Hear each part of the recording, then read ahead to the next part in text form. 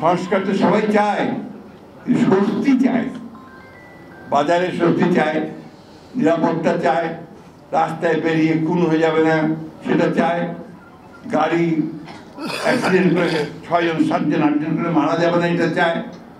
ওই দিকে একটু নজর দিতে হবে, তো প্রশাসনের নজর দিতে হবে, গভর্নেন্সের দিকে নজর দিতে হবে। আমি আশা করব যে সরকার আরো বেশি গভর্নেন্সের দিকে নজর দেবেন। ব্যাংকের হাতে সব টাকা লুট করে নিয়ে চলে গেল, তাদের বিরুদ্ধে একটা মামলা শুরু হলো না। যারা লুট করে নিয়ে চলে গেল তাদের বিরুদ্ধে একটা মামলা শুরু হলো না। আর কতগুলো মামলা হচ্ছে যেটা আগের মতো ওই সেই পুরনো অজ্ঞাতনামা 1000 1000 আসামি, ওই একই কায়দায় আবার একটা বাণিজ্যের ব্যবস্থা করা হচ্ছে। এগুলোকে বন্ধ করতে হবে। এগুলো বন্ধ না করলে আপনি যে জায়গায় পৌঁছতে চাচ্ছেন সেই জায়গায় আপনি পৌঁছতে পারবেন না। আমরা সবাই চাই, যারা বাংলাদেশে আমরা আন্দোলন করেছি, আমাদের আজকাল সবকিছু খাটা করে দেখানোর চেষ্টা করা হয়। বিএনপি এবং অঙ্গ সংগঠনগুলো, অন্যান্য রাজনৈতিক দলগুলো, আমরা এখানে 2012 সাল থেকে মাঠে সক্রিয়ভাবে আন্দোলন করছি।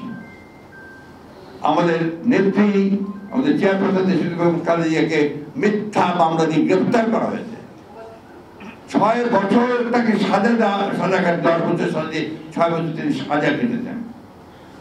আমাদের ভারপ্রাপ্ত চেয়ারম্যান তারেক রহমানকে অন্যায়ভাবে, নির্মমভাবে, শারীরিক অত্যাচার নির্যাতন করে তাকে বিভিন্ন মামলায়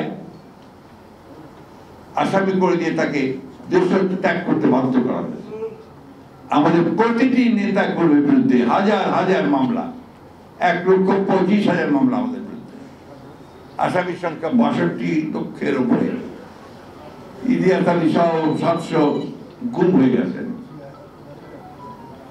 এই বিষয়গুলো তো এই দেশে গণতন্ত্রের জন্যই এই আন্দোলন সংগ্রামগুলো হয়েছে। সুতরাং শুধু একতরফা কথা বলে অথবা রাজনৈতিক দলগুলোকে আক্রমণ করে তাদেরকে তীর্যক ভাষায় কথা বলে এই সমস্যার সমাধান হবে না। সমাধান করতে হবে সবাইকে অনবোর্ড করে, সবাইকে নিয়ে আলোচনা করে সমস্যার সমাধান দ্রুত করার ব্যবস্থা করতে হবে। আমরা আবারও বলছি, আমরা রিইটারেট করছি যে ডক্টর প্রফেসর ইউনূসের এই অন্তর্বর্তীকালীন সরকারের প্রতি আমাদের পূর্ণ সমর্থন আছে এবং আমরা যদি চাই যে তারা সফল হোক, এই জন্য সমস্ত রকম সহযোগিতা আমরা করতে তৈরি আছি।